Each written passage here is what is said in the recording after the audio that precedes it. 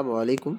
जैसा कि आपको पता है कल आपका जो एग्ज़ाम है मौलवी साइंस के स्टूडेंट का फ़िज़िक्स का होने जा रहा है। इस क्लास के अंदर आप लोगों को हम फ़िज़िक्स के वो सारे अहम क्वेश्चंस जो कि आपके एग्ज़ाम के लिए काफ़ी अहम है वो हम करवा देंगे। फ़िलहाल इस क्लास को शुरू से लेकर अंत तक देखिए और चैनल को सब्सक्राइब करके ज़रूर रखिएगा, क्योंकि प्यारे बच्चों आप लोगों को हर दिन इस चैनल के ऊपर क्लासेस अपलोड हो रही है और आप लोगों के मुस्तकबिल से संबंधित अगर आप मदरसा बोर्ड से पढ़ रहे हैं तो उनके लिए भी यहाँ पर हर पॉइंट अपलोड की जाती है। सबसे पहले देखेंगे प्यारे बच्चों, यहाँ पर आपके स्क्रीन के ऊपर जो सवाल दिखेगा इस तरीके से बरक़ी रूह की एसआई इकाई क्या है। ठीक है, तो इसका जवाब हो जाएगा मेरे बाबू सवाल नंबर 1 का ऑप्शन बी, यानी कि न्यूटन मीटर स्क्वायर बटे कूलम। ठीक है, उसके बाद बाबू आगे देखेंगे, क्वेश्चन आपके स्क्रीन के ऊपर है, ध्यान से देखिए। सवाल कहता है कि कूलम का कानून लागू होता है। ठीक है, तो अब देखिए यहाँ पर आपको बताना होगा कि कूलम का जो कानून है, कानून का मतलब होता है नियम, वो किस पर लागू होता है। ठीक है, तो यहाँ पर ये सवाल का जवाब आपको ऑप्शन सी हो जाएगा, यानी कि पॉइंट चार्ज पर। ठीक है, यानी कि नुक्ते बार पर इसका जो कानून है वो लागू होता है।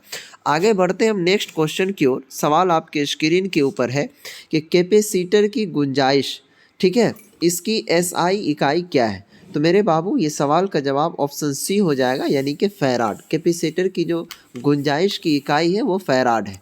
आगे बढ़ते हैं हम नेक्स्ट क्वेश्चन की ओर।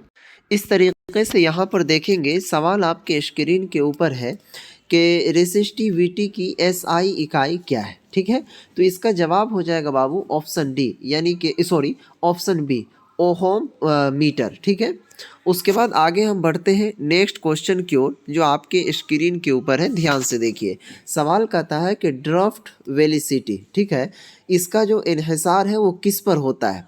इस तरीके से इंग्लिश को काट पर पढ़ना चाहेंगे तो इससे समझ सकते हैं कि ड्राफ्ट वेलोसिटी का इन्हिसार किस पर होता है। ठीक है, तो इसका जवाब आपके स्क्रीन के ऊपर है, ये सवाल का जवाब ऑप्शन बी हो जाएगा, यानी कि बरक़ी मैदान पर।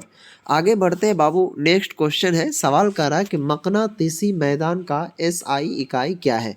तो बाबू ये सवाल का जो जवाब है वो ऑप्शन सी हो जाएगा, यानी कि गाउस। ठीक है, आगे बढ़ते हैं हम नेक्स्ट क्वेश्चन की ओर। सवाल देखेंगे, कहता है कि फ्लेमिंग का बायां हाथ कानून, यानी कि लेफ्ट हैंड रूल का इस्तेमाल होता है, यानी कि किस चीज़ में इस्तेमाल होता है फ्लेमिंग का बायां हाथ का कानून। ठीक है, तो ये सवाल का जवाब ऑप्शन बी हो जाएगा, यानी कि मोटर में।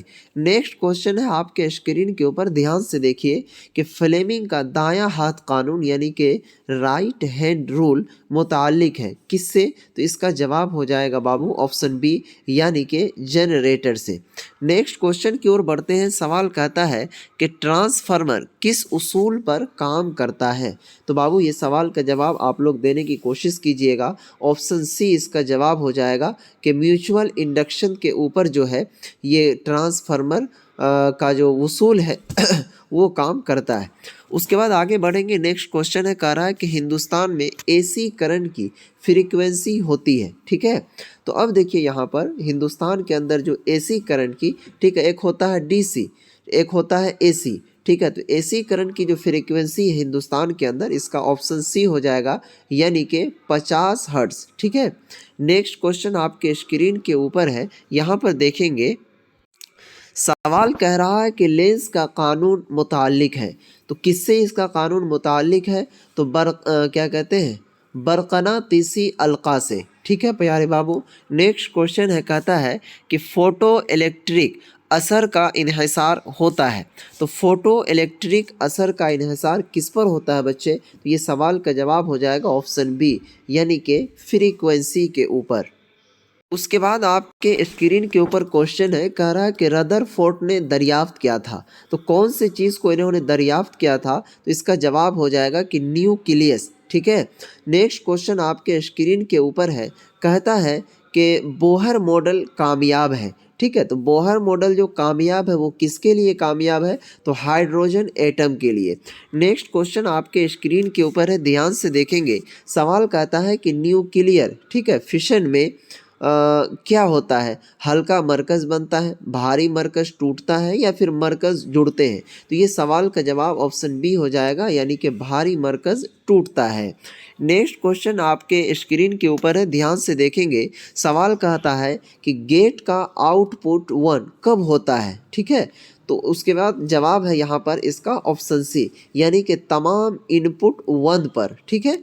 नेक्स्ट क्वेश्चन है, सवाल कहता है कि सेमीकंडक्टर की मिसाल है। ठीक है?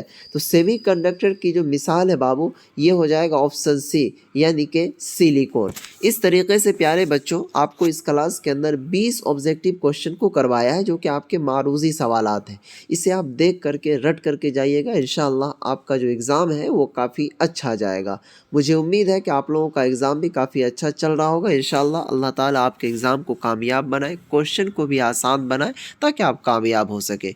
L2 भैया को सब्सक्राइब करके और व्हाट्सएप ग्रुप को ज़रूर ज्वाइन करके रखिएगा, ताकि आपको पल पल की खबर और अपडेट मिलती रहे। खुदा हाफिज़, अस्सलामु अलैकुम।